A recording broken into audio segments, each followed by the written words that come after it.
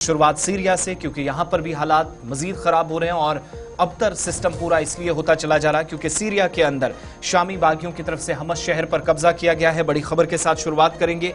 Syria के मुख्तलिफ इलाकों के अंदर हालात मजीद खराब हुए हैं और बशार अल असद की रजीम के खिलाफ जिन बागियों ने आज से 16 बरस कबल हथियार उठाए थे वो पीछे हटने के लिए बिल्कुल भी तैयार नहीं है। अमरीकी मीडिया के दावे के मुताबिक शामी सदर बशार अल असद दिमिश्क में मौजूद नहीं है। मुतअद्दिद मीडिया रिपोर्ट्स को आप उठाएंगे तो बशार अल असद जो इससे पहले भी सरहदी इलाकों के अंदर अपनी जान बचाने के लिए भागते रहे और अब ये जो हालात हैं ये मजीद खराब शायद न सिर्फ उनके लिए बल्कि पूरे मुल्क के लिए है। और इतलात ये है कि जब हमस शहर पर कब्जा हुआ बागियों की तरफ से, शाम के अंदर 3500 से ज्यादा कैदियों को जेल से रिहा कर दिया गया इन तमाम बागियों की तरफ से। आर्मी चीफ जो सीरिया के अंदर हैं उन्होंने कौम से खिताब भी किया है। उनके मुताबिक अवाम ताउन करे, जल्द बगावत पर काबू पाने का अज़्म का इजहार किया गया और कहा कि अवाम बागियों की मन घड़त अफवाहों पर कान न धरें। मुतअद्दिद चीजें या पूरा निजाम हमारे कंट्रोल में है। कुछ एक इलाकों के अंदर अगरचे कब्जा हुआ है लेकिन सारी चीजें यानी ऑफिशियली एतराफ भी हुआ है कि हमस या आसपास के कुछ इलाकों में कब्जा हुआ।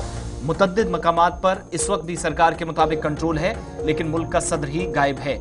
मुख्तलिफ रिपोर्ट्स ये भी बताती हैं कि बशार अल असद की हुकूमत के खिलाफ लड़ने वाले जो बागी गिरोह हैं जिनमें हयात तहरीर शाम है, उसके बागियों ने आज एक बार फिर से जबरदस्त कार्रवाई के दौरान अहम शहर हमस पर कब्जा करने का ऐलान कर दिया है। और शाम का शुमाली शहर इदलिब के अंदर भी पहले भी बागियों के कब्जे हो चुके हैं, जबकि हालिया हमलों के दौरान बागी हल्ब और हमा का कंट्रोल भी मुकम्मल तौर पर हासिल कर चुके थे, जिसके बाद ये चौथे बड़े शहर पर कब्जा हुआ। रिपोर्ट्स को अगर सही माना जाए तो हमस के सेंट्रल जेल पर कब्जा हो चुका है।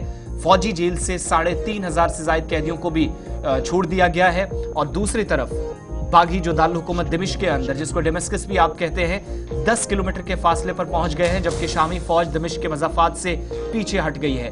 अब दोनों चीजें आप अंदाजा लगाइएगा कि 3 से 4 बड़े शहरों पर बागियों का कब्जा हुआ और बागियों ने, जिसको हयात तहरीर शाम कहा जाता है, जो एक बड़ी तंजीम, एक मुसल्ला ग्रुप है जिसको मुतअद्दिद ममालिक ने सपोर्ट भी किया है, यह हथियार देने के कई मरतबा इल्जामात भी लगते रहे। बशार अल असद की रजीम के खिलाफ जो लड़ाई थी वो यहां तक पहुंच गई है कि एक बड़ी सरकारी जेल के ऊपर कब्जा और कैदियों को, जिसमें कहा जाता है कि सबसे ज्यादा बागी बंद रखे गए थे, 3500 के करीब कैदी भी रिहा कर दिए गए। और इससे अंदाजा हो रहा है, जिसकी तस्दीक सरकार की तरफ से भी की गई, कि मुतअद्दिद मकामात पर जहां सूरत हाल खराब है और कुछ एक एरियाज जहां सरकार का कंट्रोल है, लेकिन ये साफ जाहिर हो रहा है। और अमेरिकन या ब्रिटिश अखबारात को या बड़ी रिपोर्ट्स को आप उठाकर देखेंगे जो वहां का मीडिया रिपोर्ट कर रहा है, उसके मुताबिक बशार अल असद खुद गायब है, सदारती महल से वो निकल चुके हैं, उनका अमला वहां मौजूद नहीं है। सिर्फ और सिर्फ बागियों के सामने अगर कोई इस वक्त दमिश्क और आसपास के शहरों में खड़ा है तो वो सीरिया की फौज है। इधर यह भी कहा जा रहा है बागी दारुल हुकूमत दिमिश्क से सिर्फ 10 किलोमीटर के फासले पर पहुंच गए हैं, जबकि शामी फौज दिमिश्क के मज़ाफात में पीछे हट गए हैं, इस तरीके की इतलात है। तो ये मशरिक़ वस्ता की जो सूरत हाल है या जो इस मुस्लिम बेल्ट की जो सूरत हाल ये आपके सामने है।